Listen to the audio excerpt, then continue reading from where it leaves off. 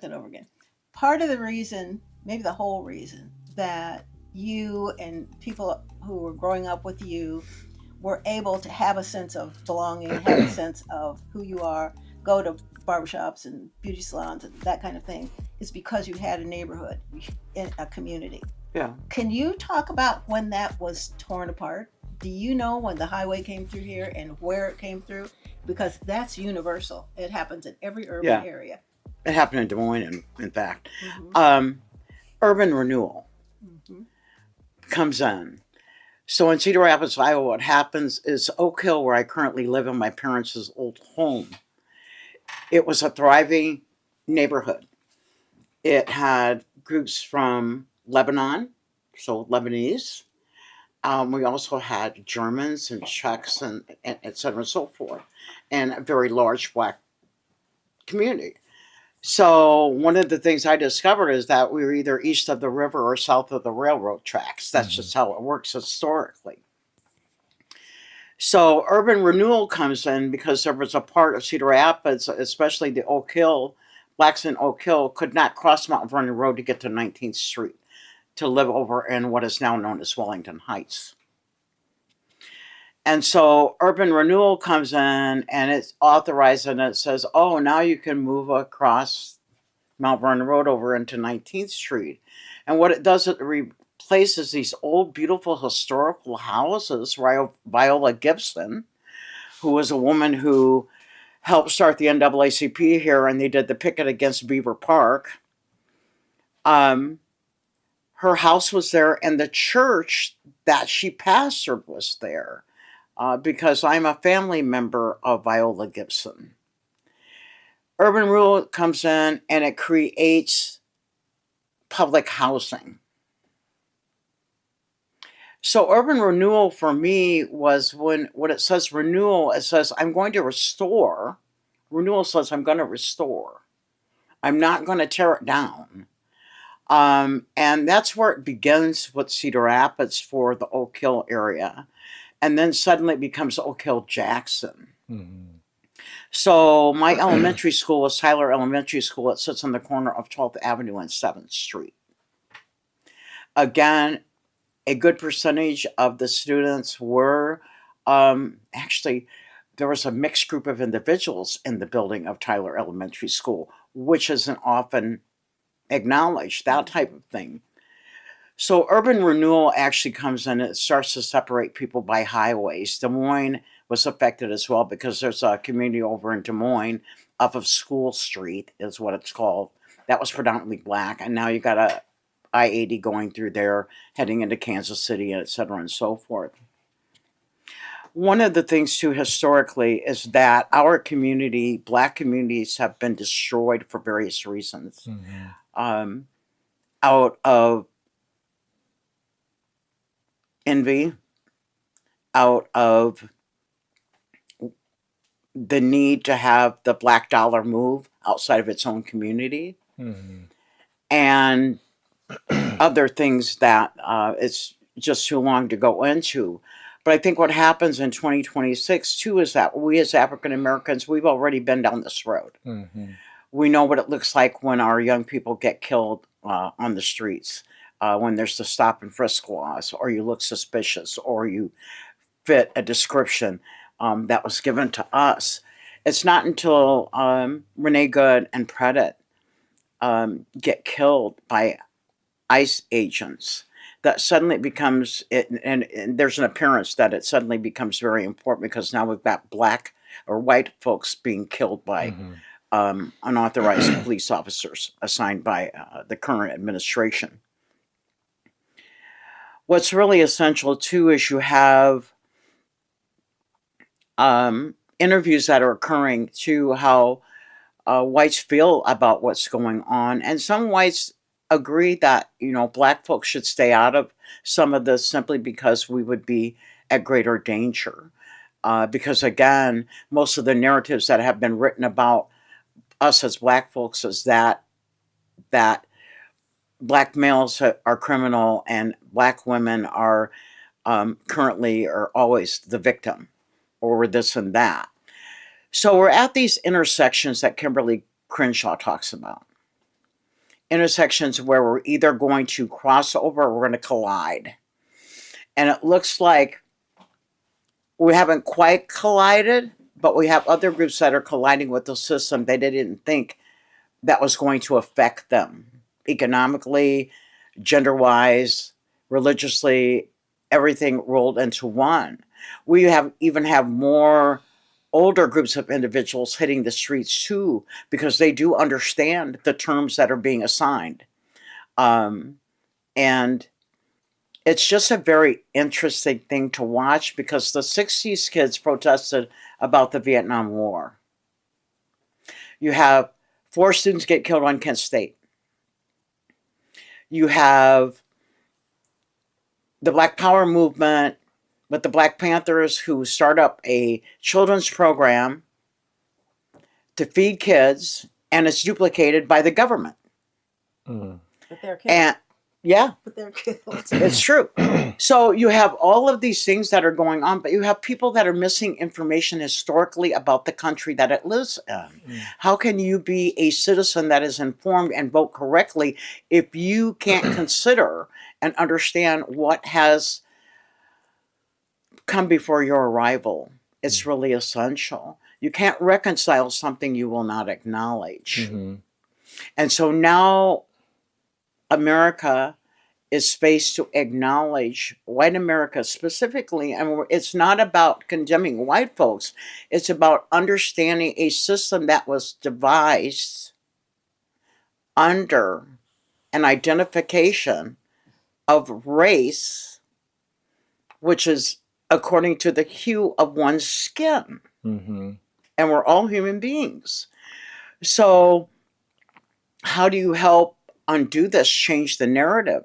When we went to the political gathering the other night, it's really how do you change a narrative of people who have had that diet for 30 or 40 or 50 years of their life. And it's really trying to help them understand it's not about you as a person, it's about a system that was devised to keep people oppressed and to make money off of. It's a truth. It's hard to come to terms with. And I guess my question would be is if I can come to terms with it as a Black American, you certainly can come to terms with it. And I would also like to say that as young people, we have to understand just because of the generations before us, they have done this and we have made such and such progress. It does not mean that we stop and that we just give up and we just don't vote and we don't do what is necessary to fight for a change and to fight for what we truly believe in to be true. If they've made change, what are we going to do? It scares me because there is a lack of motivation of the need to fight for change. And we talk about what is going on politically, but psychologically, it's contagious, but our people are being impacted by it. And we talk about the rise of Black conservatism. I mean, that's a very important thing. I mean, it's deeper than what people think. The reason we have these issues is because Black people don't want to have these hard conversations, which is why we have things like critical conversations. Black people don't think that their vote counts. They're gonna put in whoever they want to put in anyways, and I'm not gonna vote anyways because it doesn't matter. Well, no, people have been slaughtered, annihilated, died for you to be in the position you're in, and you have the audacity to say what you say about about what you should do as a person in this society. That is a mentality that is rooted in privilege. And we are all privileged in some way, but it doesn't mean that you become ignorant to it. You shall do something about the systems that are before you, the system that has been orchestrated to demolish you. And our people right now are, some of them are lost and some of them don't care. But we have to ask ourselves, what are we going to do about it? We can't just sit around and wait for someone to do what Malcolm did or do what MLK did or do what anyone, no. It's time to take the fight to the streets. It's time to get people registered. It's time, registered as in registered to vote. It's time to get people educated. Education is not just about graduating from high school or graduating from college. No, it's a lifelong journey. Yeah, it is. And I've discovered that even as young as I am. Well, and I said out of the mouths of babes. When you talk about, people saying, doesn't matter. When you talk about people saying my vote doesn't count. When you talk about people saying, they're going to do whatever they want. Mhm. That's the giving up. Mhm. That's the giving up mentality. And for you to see that as an 18-year-old and people who are in generations beyond you, Mhm. I mean 30, 40, 50, 60, 70, having the attitude that you just described, that's criminal. Yeah. And you're the person who said, you sound like me, saying, how dare you waste this education that people died so that you could have? Mhm. People don't understand that. They don't know that. They've never learned it. If they learned it, they didn't internalize it. They didn't see it as important. And that's where we are. Mhm. It's not everybody who Mhm. says my vote doesn't count, Mhm. but it's enough to make you sit up and take notice. Yeah. I say, had we taken seriously the situation that was before us at the last election, we might not be in this situation now. So that's what Derek Bell talks about in critical thinking. You have to be able to really, which is why the academy is really important. You cannot go into a gunfight with a knife. It's very important for you to understand the pattern of behavior that continues to reproduce itself in lots of different ways, lots of different levels.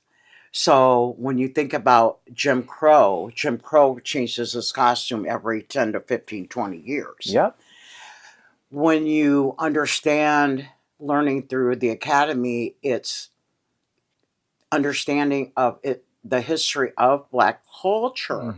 And it's really to make sure that you have to be very clear about that. Martin Luther King said,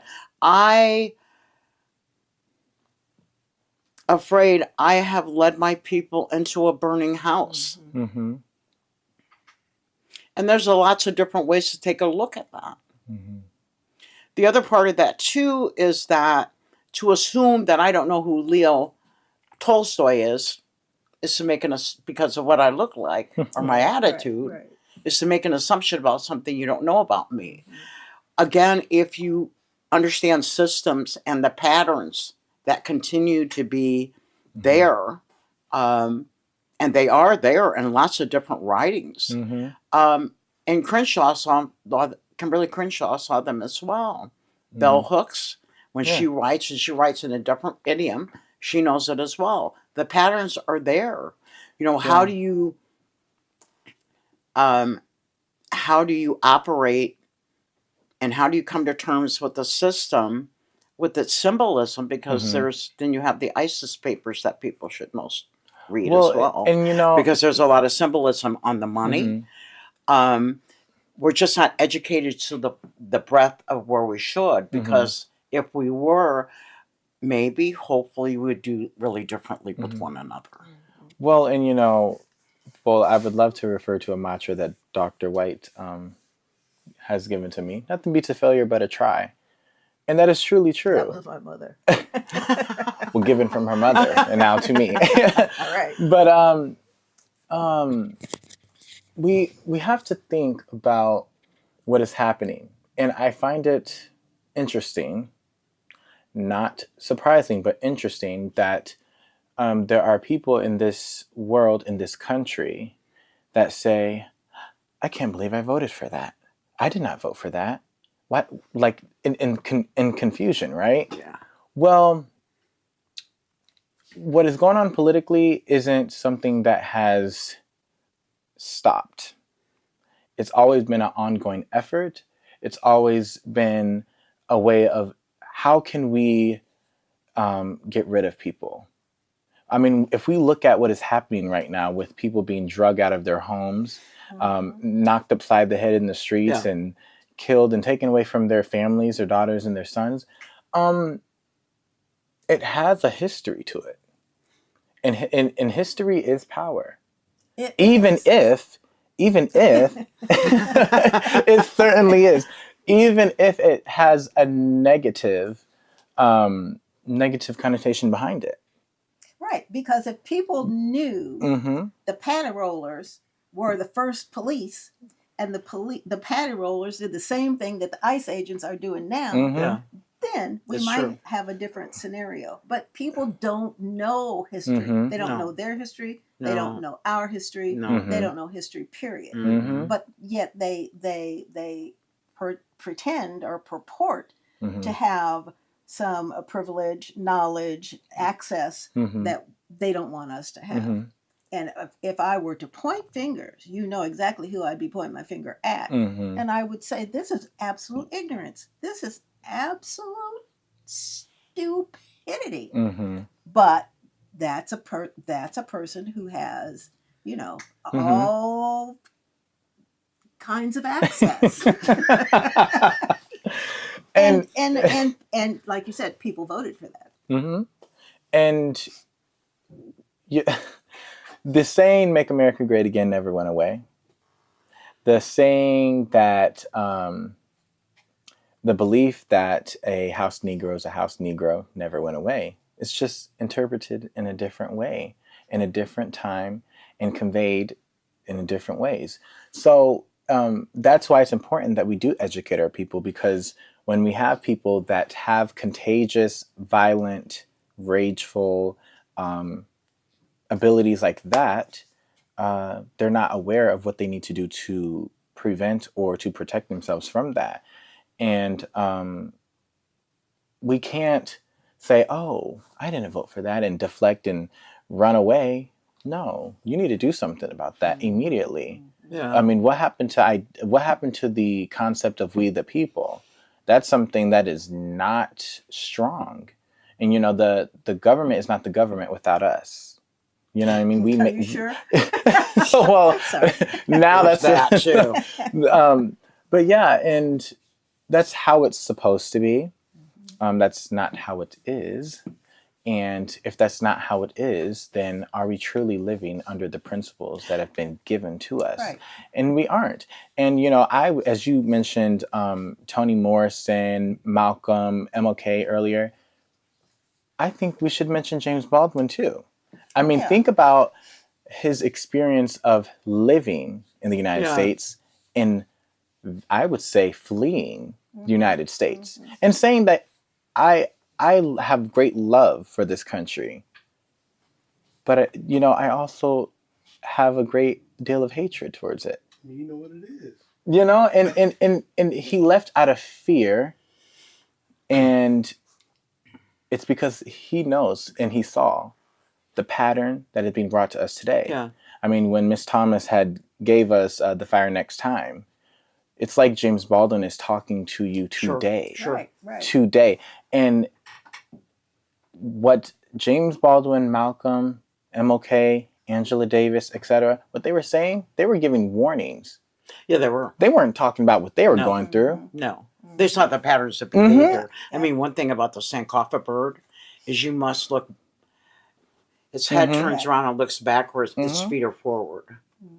How do you move forward without knowing where you came from? Exactly. Because what you do is you just continue to repeat the behavior, justifying it by saying, I never knew, but you did know, because you were forewarned. Yeah.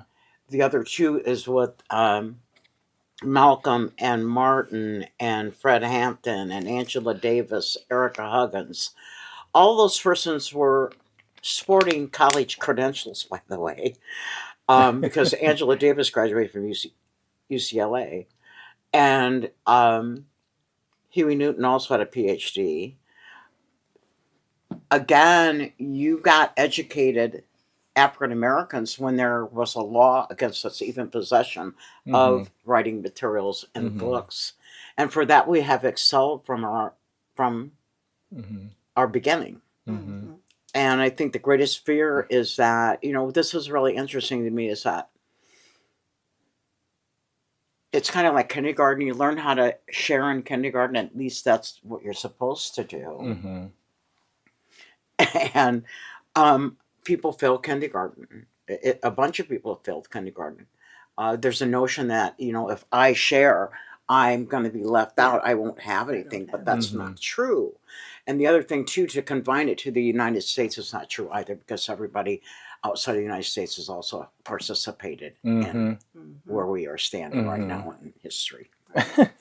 and to quickly cover the idea of what ICE agents are doing, look at geographically where they are going to attack people. Look at it. Look at the areas. Look at the population. Look at the voting records. That's about erasing people. People don't know what terms like gerrymandering are. We won't even start on that. But that is a small element of what you can do politically, but also what you can do socially to rip people away. Yeah. Gerrymandering is a political tactic. Absolutely. And it is. the And ICE agents are being used as a social way we can take people away. And I say, when they're killing white people, when they're killing black people, and they're not, in this whole term of illegal immigrants, first of all, how is anyone illegal on land that you didn't build, in land that is stolen? And to correct anyone that says anyone is illegal, you would be insulting your own ancestors. Yes, but people don't think that way. No. They are looking right in front of them. They don't have any perspective. They don't have any sense of history. Coming back to the academy, we have 3 mantras, and I'm going to forget one. One is, you can't know where you're going unless you know where you've been. Mm-hmm. Other one is, it takes a village to raise a child. And the third one is, I forgot. But but it's like, if we don't educate ourselves or one another, then we will continue to be victimized. Yes. Mm-hmm. You've got people who are talking about gerrymandering, using that term. It used to be you did it, but you didn't say what you were doing. Now it's like gerrymandering. We're going to fix it so that that our candidate can be elected. And somebody says, might be on The View, which I like, certain parties, if they can't get what they want by legal means, they cheat. Mm-hmm. That's what gerrymandering is. It's just cheating, Yeah. So you have these flagrant violations of the rules, the rule of law, the rules of society. We're just not going to abide by those anymore. And I'm going to say it out loud. And if you don't like it, then I'll take you next. The silent covenants and restrictive covenants. Yes. People don't understand that the back door has always been, we were designated for the back door, but then you have people come through the back door to do the stuff they shouldn't be doing. Well, so it's kind of like, And another thing double that message. I think is very important to say is that when we talk about organizations like the Academy, yes, the root is education in a classroom and being able to flourish in that academic setting. But if you go out into the world after you're done with your educational career, how are you going to be able to, first of all, present yourself, stand up for yourself and others? And how are you going to be able to have some type of discernment? How are you going to be able to understand what is going on that is beyond you? If you're not educated, you won't know. An example would be Nick Cannon saying, well, Democrats are the slave party or the party of the slaves. Well, of course, someone that didn't do the history would say that. If you know what happened to the political parties with the party switch, you would know what the old terms of what the Southern Democrats were called, what they represented, what they were for. You know, anyone, that is something that was projected to you, and you're just projecting it because you didn't read. You didn't go and see. No, that's the truth. You didn't read and go and see what is actually important, what is rich, and what is meaningful. So now you have an audience, you know, and when you have an audience, you can talk. You know, oh, I got people under my wing. So since you have people under your wing, you think that you can say any and everything. And you have children that watch social media more than any group in this country. True. And then they're seeing these things. They hear it. They don't read books. They don't look into dictionaries. They don't look into things like this. So they're just going to hear what Nick Cannon is saying and be like, smart guy. That must be true. Well, if Democrats are the party of the slaves, let's vote Republican this election. Like, you know, people don't understand. Don't listen to what people say. Do your own research and think for yourself. That's why critical conversations is something you need to go to so you can understand what people that think differently are saying and people that actually read things are saying. But you need to do it for yourself, not because someone else did it. Yeah. And most are slaveholders that were presidents of the country anyway. So and we're talking about economics again.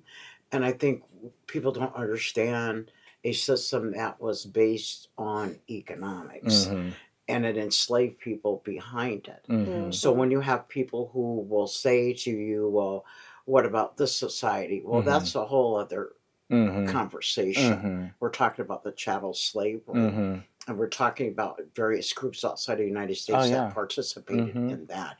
Under religious perspective as well, I think it's very hard for people to have to come to terms with that because indoctrination of the myths that were created for people to believe in. Those things that were unrealistic, by the way, because that's not in real time, that's in fantasy. And that's not good because it doesn't allow us to get along with one another because money is made, which is, it's hard to even have to fathom this, but a lot of money has been made off of dividing people in wars. Oh my goodness.